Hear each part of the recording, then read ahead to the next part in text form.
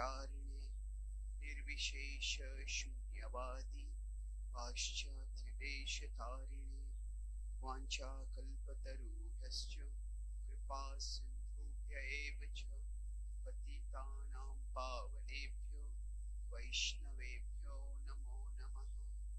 Jai Shri Krishna Chaitanya Prabhu Nityananda Shri Advaita Gadadhar Shrivasadi Gaura Bhakta.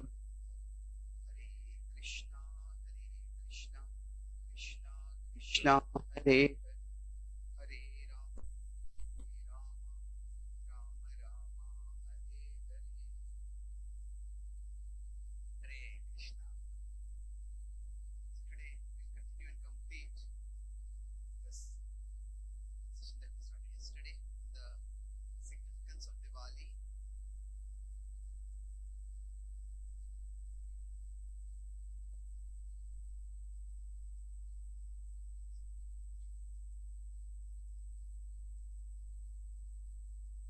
Yesterday I talked mainly about 3 points.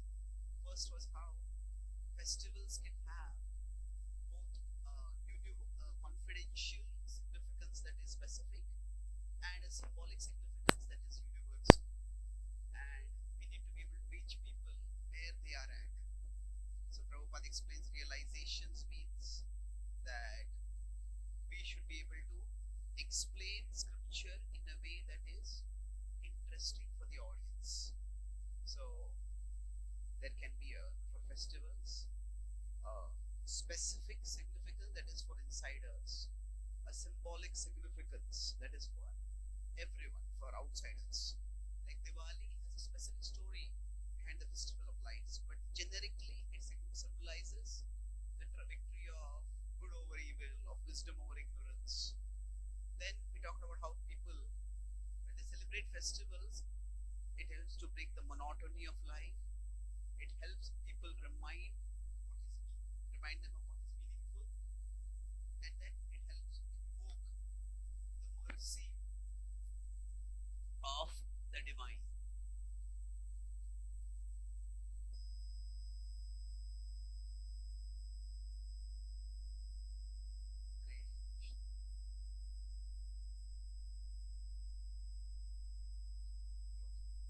Can all of you hear?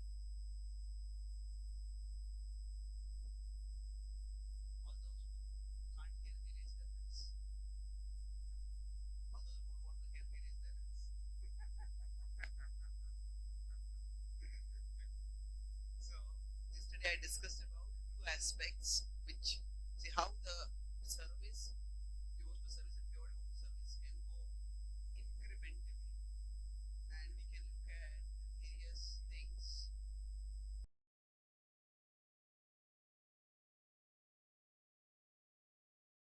Progression.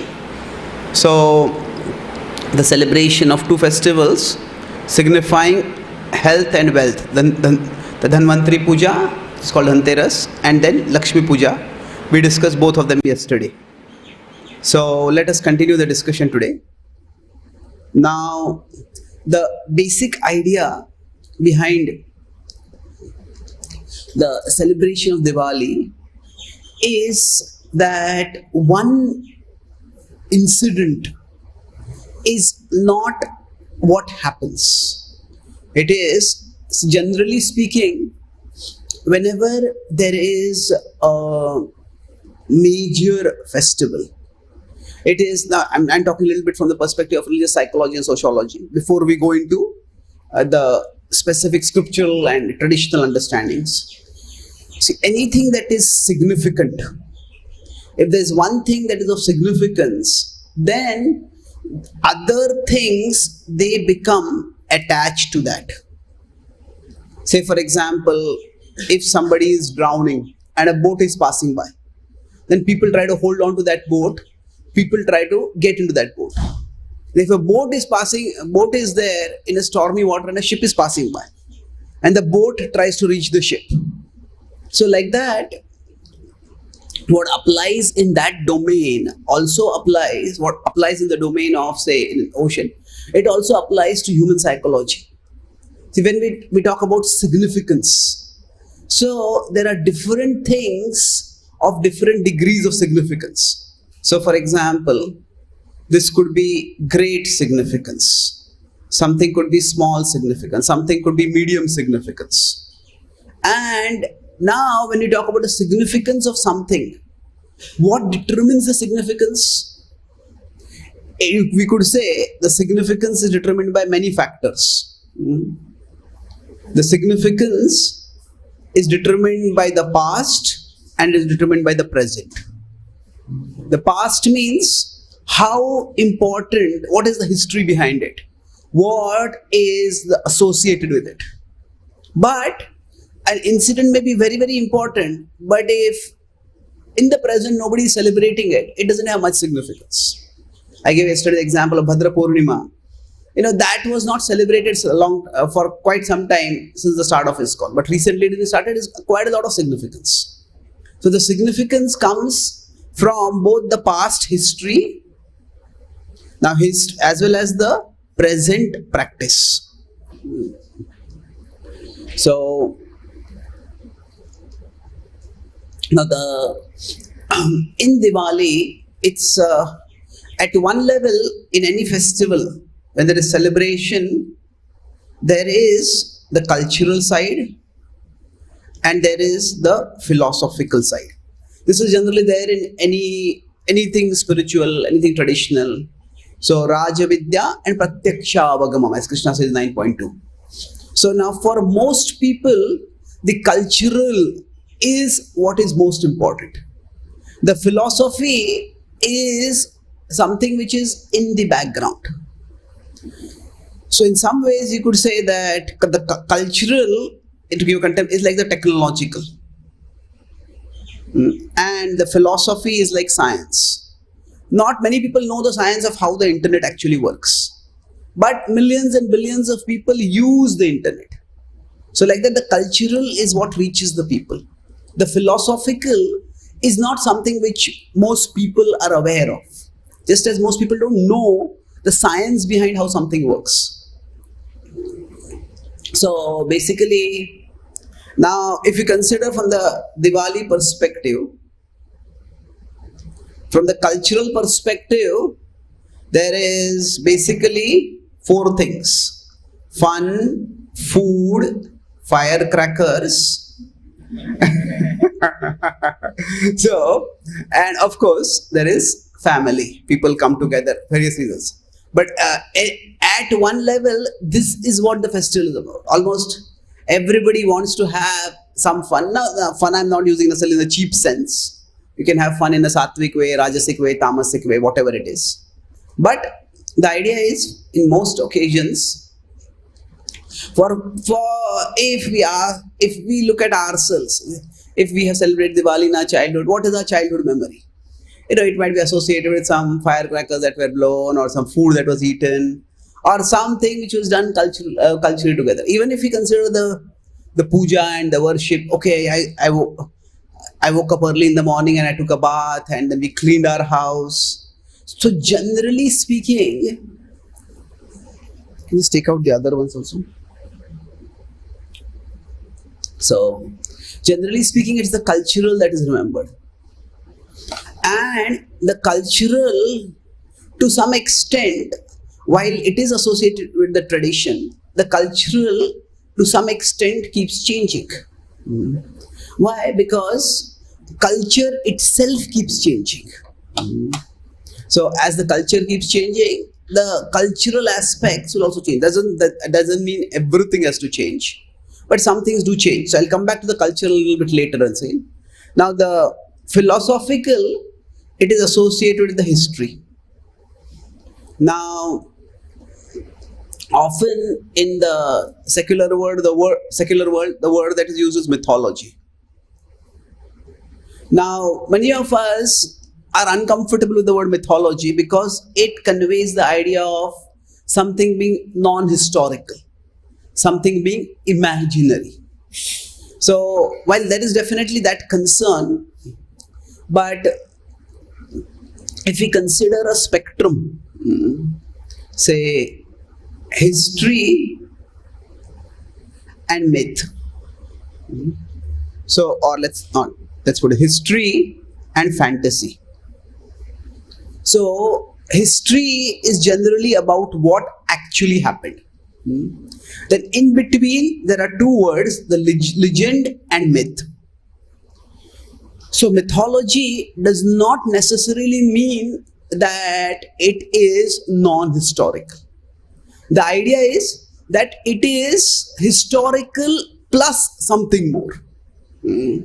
So generally, in the word legend also we have heard the word legendary. So legend also is history plus some ornamentation, some poetic ornamentation. Say, generally speaking, the tendency of most people or most cultures is to anoint, to decorate, to talk about their past in ways that are far greater than what actually it is. So I was just in Australia some time ago. There is this whole legend in Australia about how Australia and New Zealand, their the soldiers fought in the Second World War. They are very memorials. And I said they were very heroic and they played a decisive role. But actually speaking, if you look at the history, what the Australian and the New Zealand soldiers did was very, very little. The war practically hardly reached Australia. It didn't reach New Zealand, Second World War I'm talking about. But there's a legend that comes. Legend is history plus something. So for example, India, there is a story of Prithviraj Chauhan who fought 14 times and 14 times or 18 times or 16 times, whatever. He defeated Ibrahim Lodi and finally Ibrahim Ghuri and he was defeated. And now if you look at the history, there are only two wars that we have objective historical evidence for. And is it possible there could be more wars? The two main wars that are recorded is between with just a 1 year difference. First war he defeated and second war he was defeated. But the legend is where something is told, but that image becomes bigger and bigger and bigger and bigger. So in our tradition also, when devotees write books about Prabhupada, it is important that we don't mythologize Prabhupada. Prabhupada's actual life history is still glorious. But many times something is attributed to Prabhupada that is much more than what it is. So once one devotee told Prabhupada that, Prabhupada, there is some devotee saying he came to meet you and you were in closed eyes, you were in some absorption and you started becoming bigger and bigger and bigger and bigger and bigger. And the devotee just saw you stand, you offered his obeisances, came out of the room. And Prabhupada just laughed, just see. And Prabhupada basically mocked it. So the idea is that legends are what? They may not be out of, say, fantasy. They are not imaginary, but it's more like imagined respect. Out of wanting to respect something, we add imagination to what is told. So that's where it's legend. Now in myth, also there is ornamentation, but there is one more thing is supernatural elements are added to it. So supernatural elements could be, there is the idea of heavens, of earth. Like if you see in the history of India, every temple deity which is there, medieval deities, you have stories of those deities being protected from, say, Islamic invaders. Practically every temple has some story associated with it. Now, if all those stories were true, what it would mean was practically no temple was ever desecrated. And all Muslim invaders would be filled with memories of how powerful and extraordinary these deities are, and they would be living in fear of the deities. But that is not the history. So mythology is where some supernatural elements are added to it. Now, can the supernatural intervene? Of course it can intervene. We have the understanding that the avatars are there and there are various miraculous, there are vibhut, there are various siddhis are there. The Lord can do extraordinary things. So when somebody uses the word mythology, we don't have to react to it. This is not mythology. Because that is the word that is used where people are, okay, there is history, but there is some supernatural element in it. Is the supernatural actual, not actual? Well, scientifically, we can't really verify that. Like one of the events here is Govardhan Puja. We'll come to that quickly, but just a quick point. See, what can history tell us? There is only a certain amount of things that history can tell us. See, history can tell us about things that happened. But history cannot tell us about the identity of what happened. So by history we can prove more or less now that a person named Krishna existed. But that Krishna was God. That cannot be proved to any historical research. In the Western tradition also, Jesus' identity is considered semi-human, semi-divine. That Jesus existed can be proven, but that he was semi-human, semi-divine, that cannot be proven.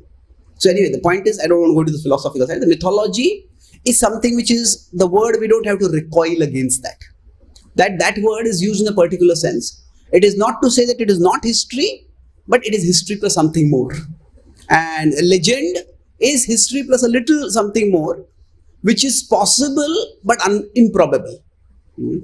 But something which is involving supernatural elements is where mythology comes in. So let's look at it from this perspective now. Now, if we move forward, yesterday I was talking about Lakshmi Puja. So I just talk a couple of things about that. See, one of the distinctive aspects of the Vedic tradition is that there is the divinity is seen as a divine couple. That is not just one person. God is not just male. God is both male and female. There are two aspects.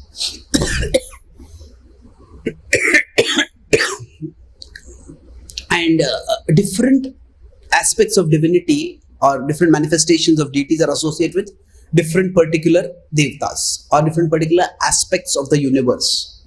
So Lakshmi is of course associated with wealth. Now, what was the Prabhupada's main concern when he talked about Lakshmi Puja? Sorry?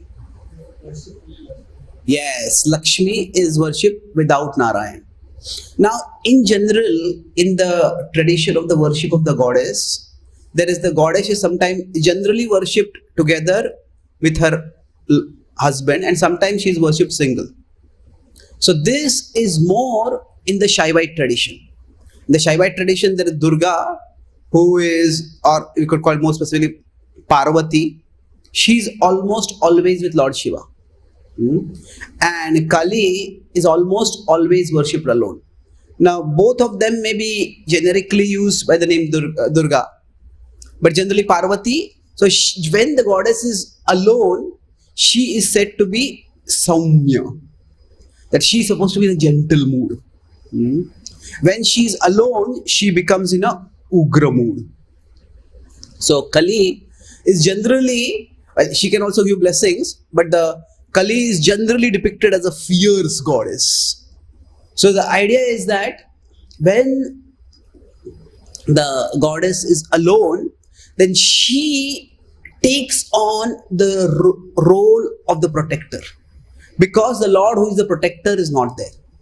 So this is more in the Shaivite tradition. Now, from the Shaivite tradition, that particular idea had gradually came in the Vaishnavite tradition also.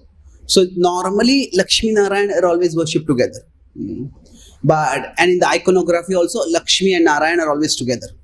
But over a period of time, what started happening was that, but in some ways, in our tradition also, the Shakti Tattva, all the goddesses are considered to be expansions of one particular Tattva.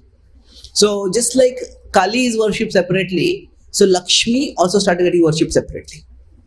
Now, Lakshmi is indeed the goddess of wealth. At the same time, she is with her Lord, Narayan. So there is, when the Lakshmi Puja is done, there is basically, when somebody does Lakshmi Puja, what is their conception in doing it?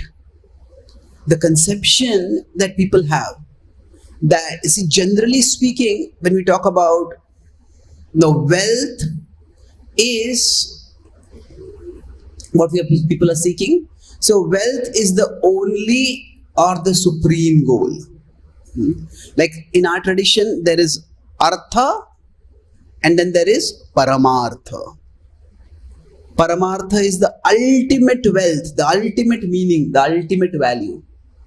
So within the universal structure, wealth is one aspect. Like Lord Ganesh is in charge of removing obstacles.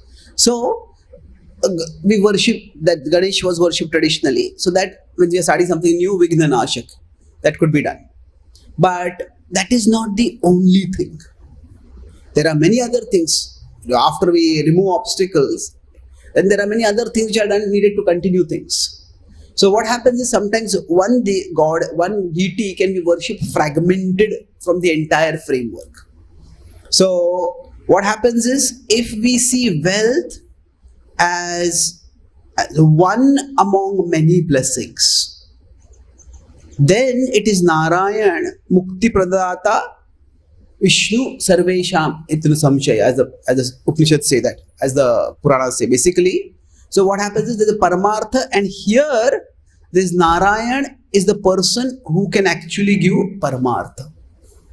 And then when Artha and Paramartha are integrated together, then there is all round well-being.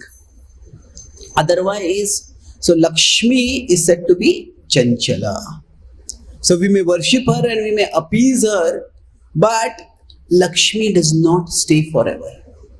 So the idea is, why does Lakshmi not stay forever? Sometimes we may say that, oh, is it Lakshmi? Sometimes what happens is certain things are attributed to certain deities. Now, Lakshmi is the goddess of fortune. To call her chanchala, it can almost seem like an insult to the goddess. And then she is fickle. So, like, where is the word chanchala used in the Bhagavad Gita? Chanchala mana Krishna, that the mind is fickle. So to say that Lakshmi is fickle, in many ways the word fickle could be associated with somebody who is not committed, somebody who is not steady, and it could also be associated with unchaste. If somebody is fickle, say in a particular relationship, then they will leave that relationship to go to somewhere else. So when the word chanchala is used, it is not used, although it has become attributed to Lakshmi. What it is meant actually is that the blessings of Lakshmi are chanchala. And when we say chanchala can mean restless at one level. Restless means, as we say, fickle. But chanchala also, when it is applied for the mind, it means fickle. But chanchala also means unpredictable. So that we cannot, it almost seems unpredictable or arbitrary. Arbitrary in the sense that now two people invest money in some stocks, one person gets a lot of money. 1,000 people buy a lottery, one person wins the lottery. Now from this life's perspective, it does seem arbitrary. So in that sense, when it's applied to Lakshmi, specifically to Lakshmi's blessings, it refers to the arbitrary or the unpredictable aspect, not the restless or the fickle aspect. So now, from the symbolic significance perspective, now from our experience, it is true that Lakshmi doesn't last for very long. So the wealthiest dynasties may end up becoming very poor. According to, if you study history, Rajasthan, which is like a desert now, that is the place from which Saraswati river was supposed to be flowing. And just a few thousand years ago. So things keep changing with time. And even it could be countries, it could be families, it could be individuals. Their fortunes keep changing. So it is only beyond this world that there is everlasting fortune. That's why Lakshmi and Narayan are generally to be worshipped together. Now, of course, within the tradition, there is Lakshmi and Narayan together also, because there are festivals associated with Narayan also. So that is with respect to Ram and with respect to Krishna. Now, with respect to Ram, which is the festival associated over here? Yeah, but which is the incident? Sorry? Yes, the return to Ayodhya. Now, generally, the lamps that are there, they are associated with this particular idea.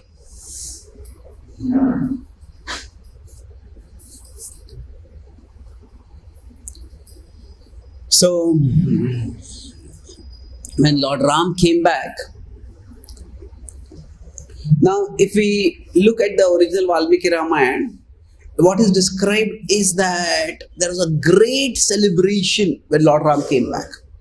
That the celebration was such that Lord Ram first came to Nandigram. He did not come to Ayodhya specifically. Nandigram is on the outskirts of Ayodhya, where Bharat was residing. And there Bharat had got practically all the leading citizens of Ayodhya to welcome Lord Ram. And there the celebration, the joy went on so much after reunion, after a long separation, a long and a painful separation, that by the time from Nandigram they came to Ayodhya, it became twilight, it became night. And that's how these lamps became associated. So at one level, the lamps, as talked about, there is a specific and a symbolic idea about it. So specific was more to welcome the Lord. And now at a symbolic level, it has become a sign of celebration. Generally, darkness is not very pleasant unless somebody wants to do something unpleasant, isn't it? If somebody wants to rob, somebody wants to attack, then darkness is like a pleasant surprise for you. You can get away with it. But generally, darkness is not favorable for doing things. So, light symbolizes celebration.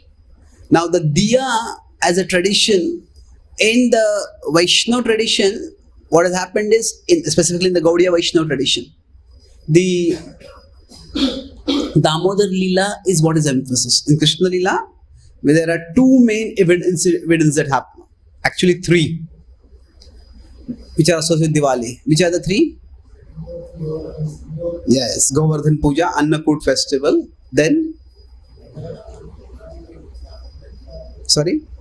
Damodar Leela, then Dhanteras is mainly associated with Dhanvantari. Okay, this is actually, you could put it that this is Narak Chaturdashi. Now this we don't celebrate so much. This is more associated with the killing of Narakasur by Krishna. So now beyond that, there is one more avatar, Vamana. What is associated with him?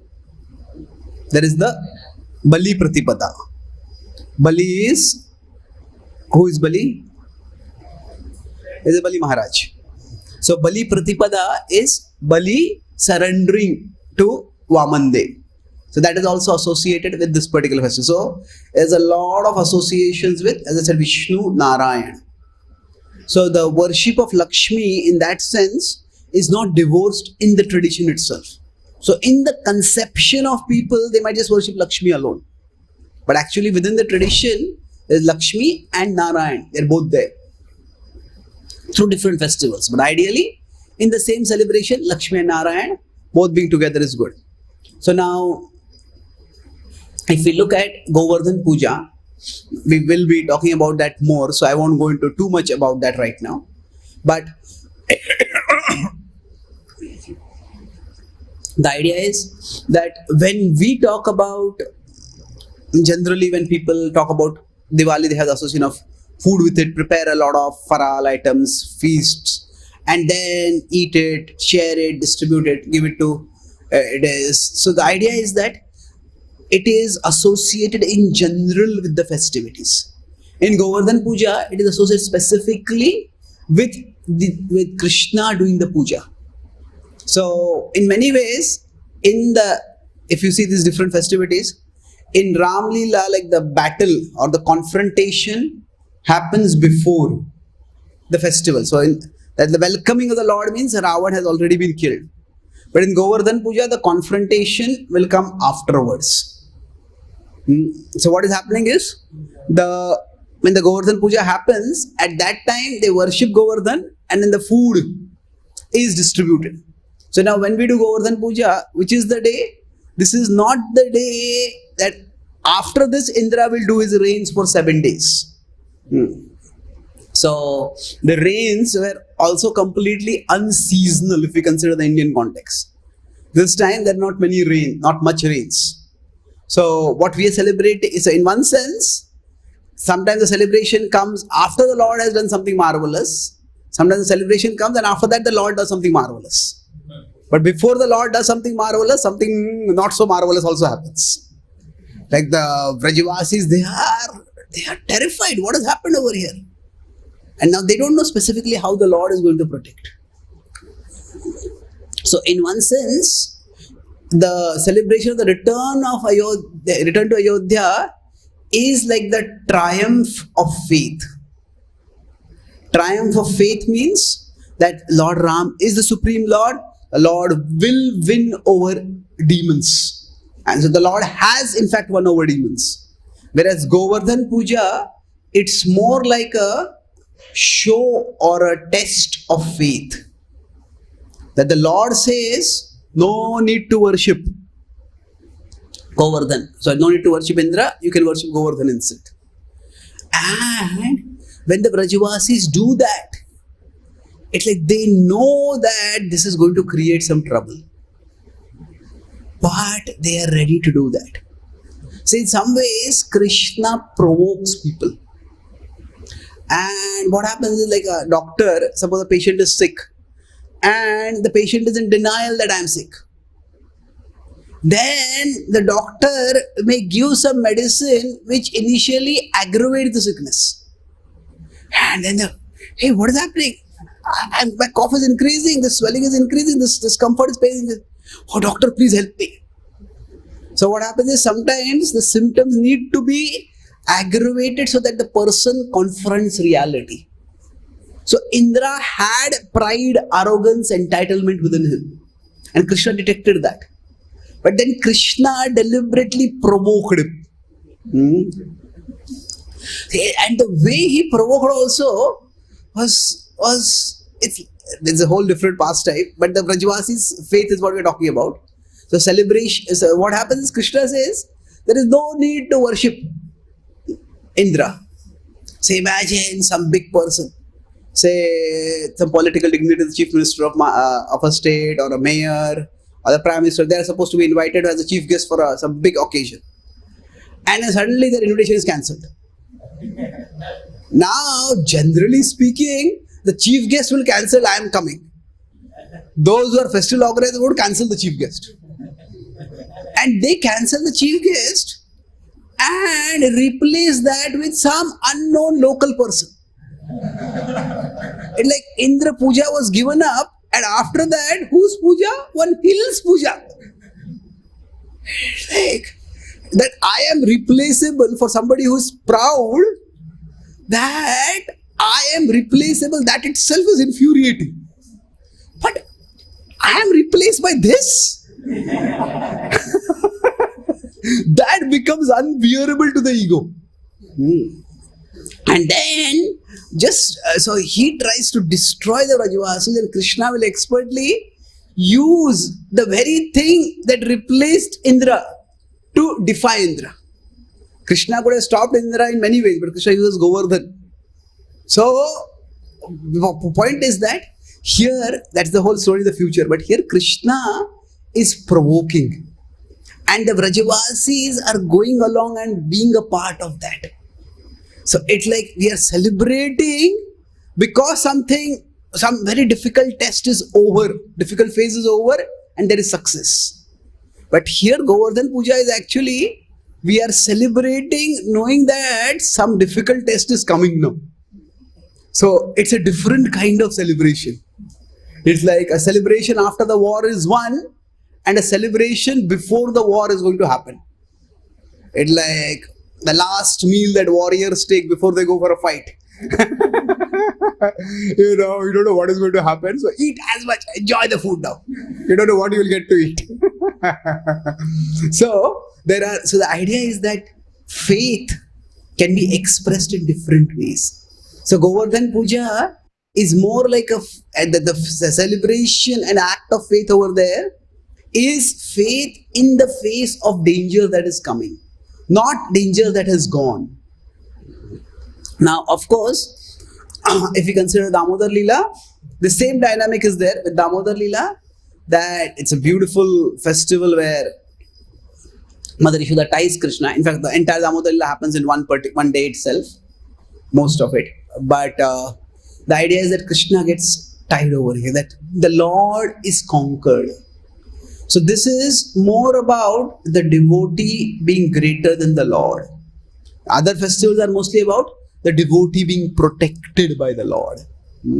So in that sense, if you see, among all these festivals, now if you say Govardhan Puja also, the idea that devotee is greater than the Lord is that it is Krishna also worships Govardhan. Krishna also it doesn't directly protect. Krishna says, oh, Govardhan has protected you. In fact, when Mother Yashoda says, Krishna, how are you lifting Govardhan? He says, no, actually Govardhan is ecstatic. He is himself floating up. And I am just using my finger for this show. Then the Mother Yashoda says, remove the finger then. And the Lord says, no, don't remove the finger. But the idea is that in the Gaudiya Vaishnava tradition, generally the mood is not so much of the Lord protecting the devotee as the Lord being conquered by the devotee. That Aishwarya Shithila Prema, na Ishwarya Bhujaya, that's what Chaitanya Charitamrita says. So among the various festivities in our particular tradition, you see, the festivals that are emphasized are what are more in alignment with the specific mood of the Gaudiya tradition. The mood is not just the Lord is up there, the Lord is supreme, the Lord will protect us, but that actually the devotion of the devotee conquers the heart of the Lord.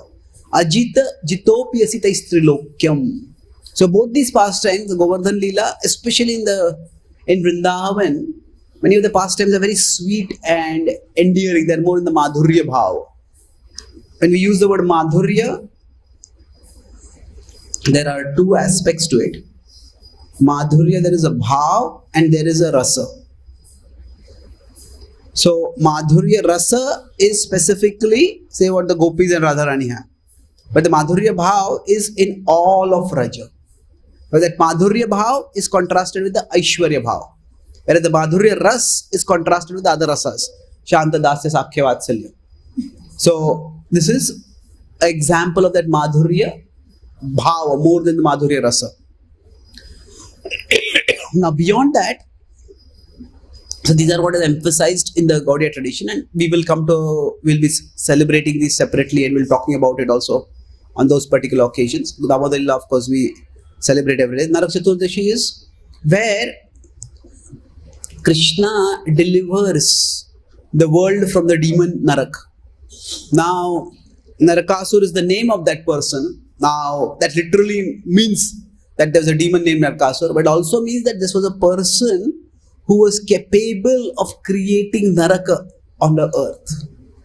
See, from the demon's perspective, they don't consider hell to be a bad thing, because hell is the place where they rule. And for them, he has created hell on earth.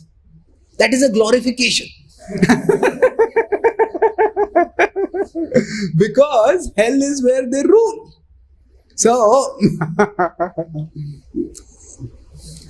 the idea is that Narakasur, he is a terrible demon and he has abducted many princesses. And his plan was that he wanted to perform a yajna at a particular area. And after the yajna, for that he wanted these princesses to be virgin. And then after that, he was going to enjoy them for himself. So then the Lord comes and the Lord protects all of them, delivers the world from Narakasur, and then he protects them. He delivers them. So that they all become his queens. That's how Krishna has 16,108 queens. They get the first 8 queens and then the 16,000 queens. Now here, Krishna is actually demonstrating, again, is more the Aishwarya Bhav, his role as a protector. Paritranaya sadhuna vinashaya cha dushkritam. So the actual day on which Krishna killed this demon Narakasur is what is Narak Chaturdashi. Now, if you consider the Bali Pratipada that is there, this is again a very interesting pastime where the Lord does not come in the mode of a warrior. Its event is of a war, but the Lord comes more in the mode of a Bala Brahmachari. The Brahmachari is more a Brahmanical mode. And what he does is he asks for charity. So Bali Pratipada is the time when Bali surrenders to the Lord. So if you see, in one sense, the mood of Lakshmi Puja and Bali Pratipada is actually the opposite. Lakshmi Puja is we are asking things from the deity. Where Bali Pratipada is, in one sense, one is he surrenders. And how does he surrender? By giving everything. Now, apparently here the Lord is unfair. The Lord says, I just want 3 steps. And it's like, the way the Lord cheats you. Now we say we are in a car signal and somebody, beggar knocks. And just knocks, ek. So we open the door, we want to give 1 रुपया. ऐसे एक दे देता हूँ मैं. और मुझे एक car दे दो, आपका कार दे दो मुझे. So, हिम्मत कैसे आपने आप पूछने की? How dare you ask for something like that? But the Lord asks for 3 steps, and 3 steps he expands himself. What the word 3 means is he takes everything. So now Bali Maharaj, it's not just a surrender. The Bhagavatam, as it moves forward, it's like his surrender, it is all the more glorious because the Lord is seemingly unfair. See, generally speaking, when we worship God, the normal way of transaction is people think that you give some donation to God, God will give that 100 times or 1,000 times more to you. So you will basically be the benefiter in that. But here the Lord asks for something small and takes everything from him. And not only does Bali not resent it, when his assistants, they become angry and they say this is unfair and they want to attack. Now he stops them and he gracefully accepts. So it's like when the faith, when the Lord does something good to us, that time faith is very easy to have. But when something bad happens, at that time faith is very difficult. But it's not just something bad. When something unfairly bad happens, now that is very difficult to bear. It's like if there's a COVID and everybody is sick. Okay, misery loves company, so we are all sick. But it's like everybody is healthy and I only get fever. Why is this happening? So actually that time the faith is tested the most. When we seem to be singled out for suffering by the Lord. In spite of what we have not, in spite of what we have done or not done for the Lord. So surrender at that time is very difficult. And it is that surrender that is commemorated. Now there are a few other stories also. There's Hanuman Puja that is there. It's with the legend that when Lord Ram came back to Ayodhya, at that time he remembering and appreciating the service that Lord Ram did to him, that Hanuman did to him, he said Hanuman should be worshipped first. Hanuman should be welcomed. So then there is also the Vishwakarma Puja. Then there is where artisans, like I said, there's something of big significance and other things get attached to it. So there are artisans who worship their tools. They say that there's a gift of a Vishwakarma, the god of everything artistic. Then there is some Yama Puja that is there. It is to ward off death. Then a major festival is Bhai Dooj. It's not so much of like religious significance as more of historical significance. So I said festivals they celebrated, how much they are in the past and how much they are in the present. So in the past, in terms of history, in terms of religious history, or what the modern world call mythology, Bhagavad doesn't have that much of significance. The significant story that is associated is that Yama comes to meet his sister Yamuna, and she welcomes him, she greets him, and so similarly, it is said that the Yama and Yamraj and Yamuna, they are brothers and sisters. So like that, there is a festival where brothers and sisters. So this is almost the counterpart of Raksha Bandhan. So there are many festivals associated with this. These are all supplementary festivals. I'll just make one last point about the culture, and then we'll conclude this. I mentioned that in the culture, what happens, there are different things which become associated with particular forms of worship. So now in today's Diwali culture, firecrackers have become like the major part of the celebration. Now historically speaking, among these festivals, among each of these occasions, if you look at whatever description is available traditionally, firecrackers have never been prominent. When Lord Ram comes, yes, there is a description of festival, and might someone have celebrated with firecrackers? They may have, but it is not something very prominent. So now, of course, food is generally there may be fasting and there may be feasting. Sometimes both happen one after another. In some occasions, more of feasting.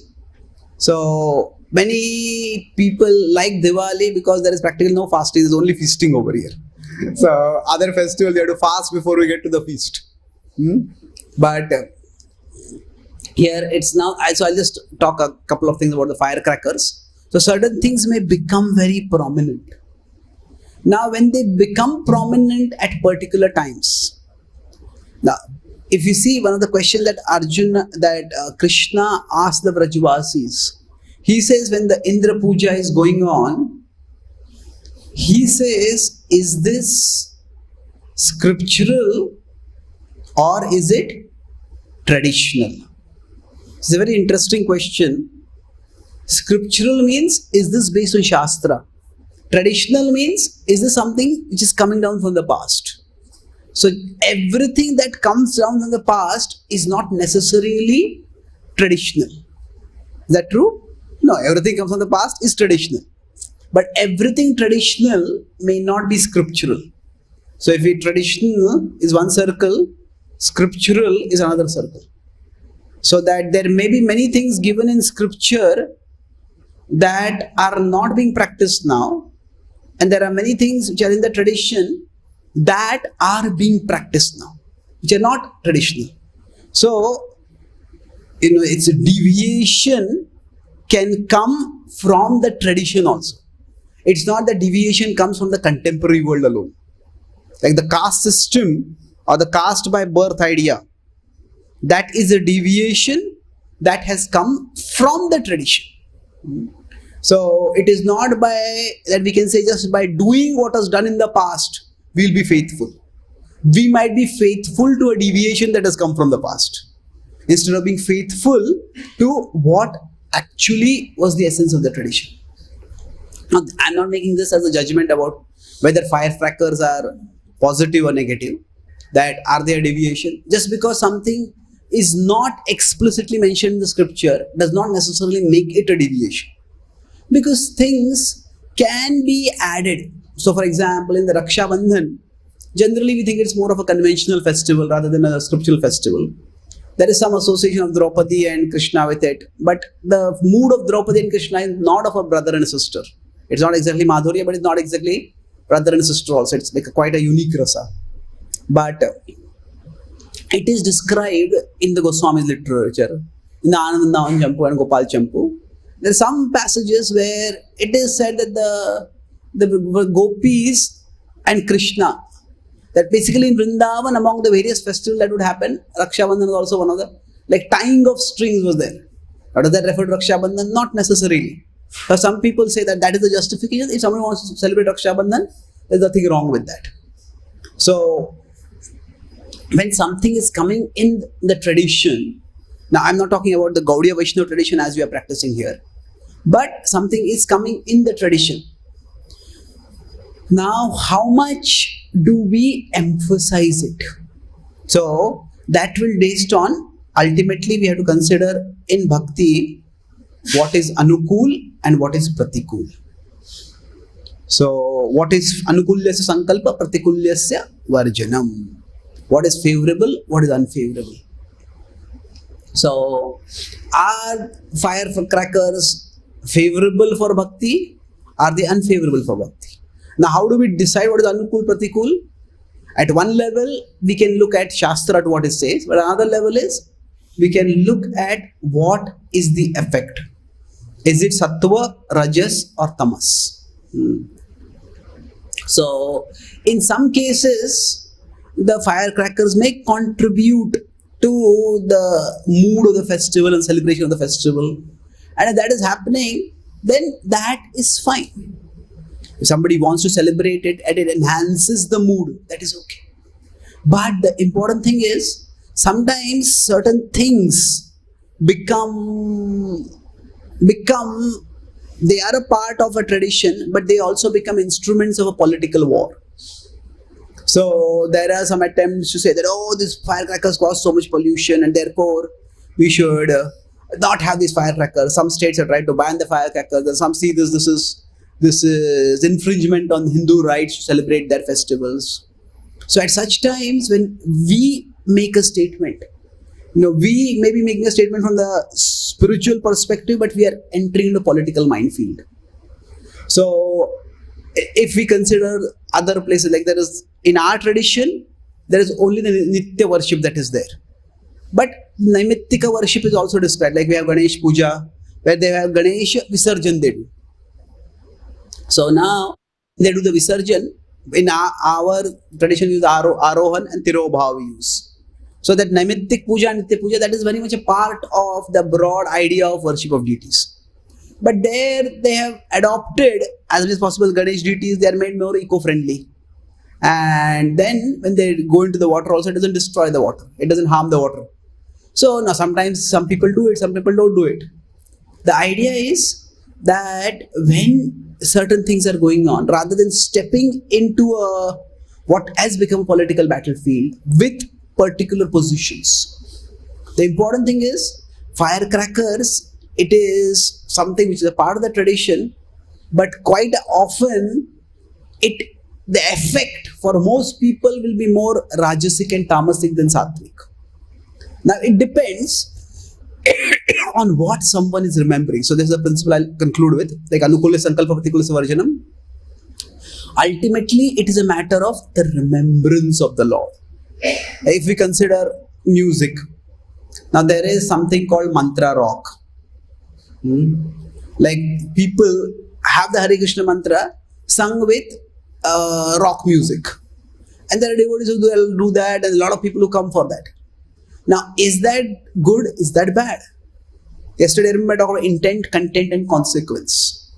So, if we consider here, it is in content. It is the Krishna mantra is there, and there is also something which is not normally there from the tradition. So then here we have to look at what Prabhupada says, phala, phalena parichayati.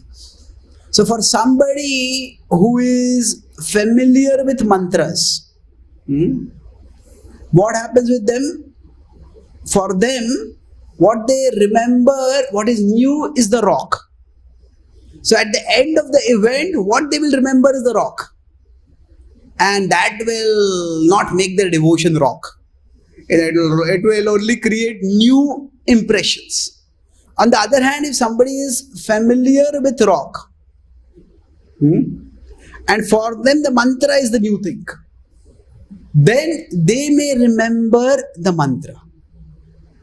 So for them, the same thing might be anukul. Because, okay, there is some familiar genre of music in which something new is being done. So the new is what is remembered. So it's not black and white.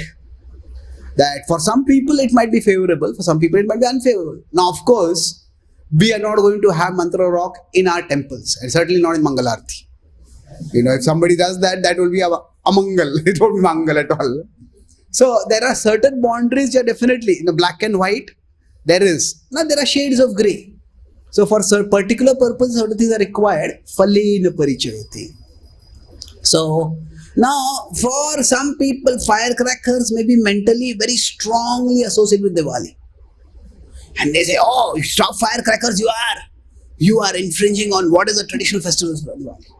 If somebody is very emotionally invested in something, okay. That's what is reminding them, and that's fair enough. But for others who are not so emotionally invested, now we see generally it involves a lot of expenditure of money, it involves a lot of pollution, it involves a lot of danger. There is hazard available, hazards are there, fire hazards. So this car I have is actually a gift of firecracker gone wrong. So the idea is that there are dangers over there. So it's important that we consider Deshakala Patra. And we don't choose fights that are not necessary. So there are battles which are necessary. The battle that are necessary is that in festivals, the Lord be remembered. The specific cultural aspects, if those assist in the remembrance of the Lord, then they can be emphasized. If they are not assisting in the remembrance of the Lord, then they needn't be emphasized, because ultimately, Sarva Vidhi Nishedasur Etayoreva Kinkaram Smartavya Statam Vishnu Vismartavya Najatu Chet. The purpose of all factors, all practices, all formularies is ultimately to remember Krishna and to never forget Krishna. That applies to the tradition, that applies also to the culture. So, I'll summarize what we discussed today. In the significance of Diwali, I started by first discussing about the spectrum of, on one side is history, on the other side is fantasy, and in between is legend, where there is something which is added, which is possible but improbable, and some heroic deeds are added, and myth is where something supernatural is added. So in general, mythological does not mean fantastical or imaginary. It often means there is a difficult to determine blend of history and something more than history in it. So in general, whenever any festival is celebrated, the celebration of the festival, it depends on the significance in what was done in the past and how important is it in the present. So something which is of great significance, things of smaller significance get added to it. So, so like that in Diwali, there is a central theme, but many other celebrations have become added to it. So within the celebrations, so I discussed about, or occasions, we discussed various occasions. We talked about the worship of the goddess, Lakshmi Puja, as, we can have Artha and we have Paramartha. So Artha and Paramartha can be linked, and that is the best. If they are fragmented, and one pursues Artha, one pursues wealth, but one neglects the Paramartha.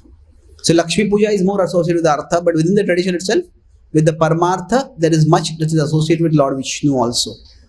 And then we discussed, there are three broad manifestations of the Lord with respect to Lord Ram, Krishna, and then Vamana. And with respect to Lord Ram, it is his return to Dwarka. So it is like the triumph after the test. That is the welcoming of Lord Ram to Ayodhya. Whereas with Krishna Lila, there are three incidents. There is the Go-dhan Lila, there is the Damodar Lila, and there is the Narkasur, which is the, now Go-dhan Lila is, we discussed especially, it is the celebration that is going to lead to the test. Not just before the test, the celebration is going to cause the test. That replacing Indra Puja with Go-dhan Puja is what the Brajavasis are doing. So it is a big show of their faith, even in the face of danger. Damodar Leela, these two are celebrated because they are the Gaudiya Vaishnava mood, is that actually even the devotee becomes greater than the Lord, and says the Lord subordinates himself to the devotee. That Aishwarya Bhav is lowered. Narakasur Leela, there is a Lord as the protector, conventionally, Paritranaya Sadhana Vinashaya Dushkrita. And then Vaman Bali Pradipada is about surrender amid apparent unfairness. That is the most difficult form of surrender. But how Bali Maharaj gracefully accepts that. So in one sense, this mood is almost the opposite of the Lakshmi Puja. And there are some other aspects, some other festivals associated with Yama and others also that are there. And then with respect to the culture, I talked about a principle that when there are firecrackers, they have become a central part. So they are traditional, but they are not necessarily scriptural. So now somebody can find some obscure reference from somewhere, but as far as the main literature is considered, there's no description, and certainly the centrality is not there. So then, how do we decide? We decide based on what is favorable and what is anukul, what is pratikul. And how do we decide what is anukul or pratikul? Two criteria for that. We look at sattva, rajas, tamas in terms of what is being done. And how do we know what is sattva, rajas, tamas? We look at the phala. So phala is in terms of remembrance. So for those whom the particular observance reminds them of the Lord very strongly, then that observance can be insisted on. But for those who are not so emotionally invested in that particular observance, then rather than fighting unnecessary battles, we focus on the remembrance of the Lord and how that can be best fostered. So thank you very much.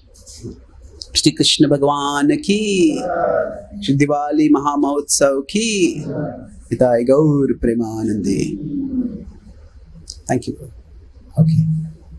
Do you have time for one question? Yes, bro. Quickly. Dashera is celebrated just 15 days before Diwali. So, if we had a Ram, Lord Ram promised that I will come back the same day. That as soon as 14 years are completed, I will come that day only. And Bharat I become late because even by immediate time, commit suicide. So, there is gap 15 days Dashera and Diwali. So, how to understand? Yeah, but it is not that. I'm not sure when Dasara was the day when Lord Ram was exiled. So whether the 14 years end on Dasara, there is no mention of that. Now specifically in Lanka, they did three things. One was, see, Lord Ram was not a raider or a plunderer. That he did not want to plunder Lanka.